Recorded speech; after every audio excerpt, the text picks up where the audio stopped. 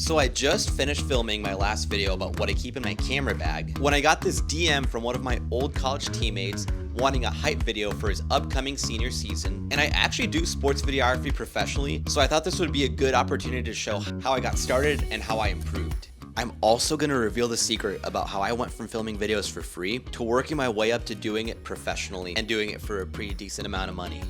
I want to start with showing a little clip of one of my earlier sports edits, and then showing a clip of my most recent one, so you can see how vastly different it is when you start dedicating time to learning how to get better at it and to learning how to improve. Here's an edit I made in 2020, and I unfortunately cannot play the audio because I used a song called Whoopty.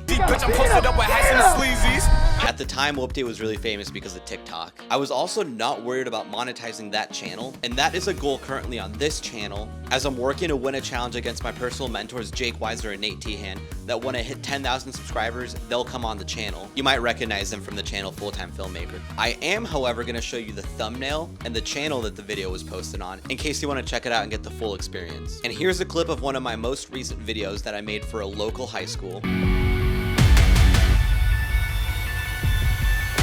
If you want to see the whole video, it's posted here on my channel. Here's the thumbnail. I'm also going to link it right here in case you want to check it out. But now for this video for my teammate Ruben. So honestly, making a hype video is pretty easy. You just got to pick a place and figure out what song you're going to edit it to. Whenever I make videos that are specifically only going to be on Instagram, I open up the Instagram dashboard, I scroll down to where it says trending audio, and I just pick one of those. The reason I do that is because the algorithm favors corresponding audios because they know they'll keep people on the screen longer. If you want an example of that, literally just go open up the Instagram Reels tab, scroll 10 times. I'm willing to bet that 2 or 3 of those were probably from the same audio. And while you're on Instagram, dude, might as well follow your favorite new YouTuber. So for this video, it's pretty simple. Ruben just wanted a cool hype video to announce his senior season and to give some props to some of the other guys that are coming back. If you're curious about what equipment I'm using, I made a whole video about what I keep in my camera bag, but to keep it brief, I'm using the Canon R8 with the 24-70, and I'm also recording any audio on the Rode Go that I'm literally currently holding. I also made sure to record everything in 60 frames per second.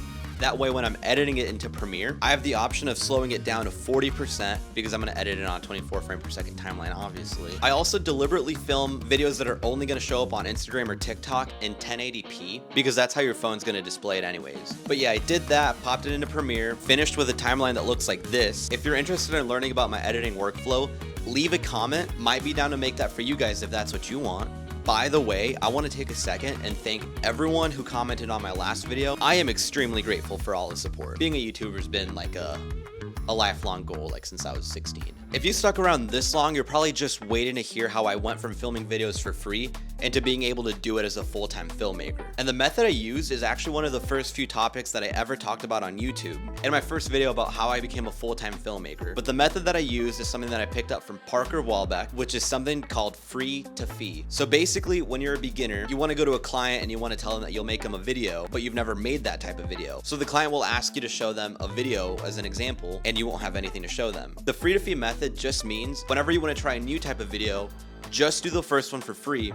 That way you can take it to future clients. That way they can see what they're gonna get and how long it'll take them to get it. And no joke, dude, that method literally took a brother from working a dead-end office job into having what I think is the coolest job in the world. If you're interested in becoming a full-time filmmaker or videographer, but you're nervous about having to do that alone, I made a video about how I made a commercial for an airport alone, and I think YouTube thinks that you would like this video. Thanks for watching, you guys. Pop, pop, pop.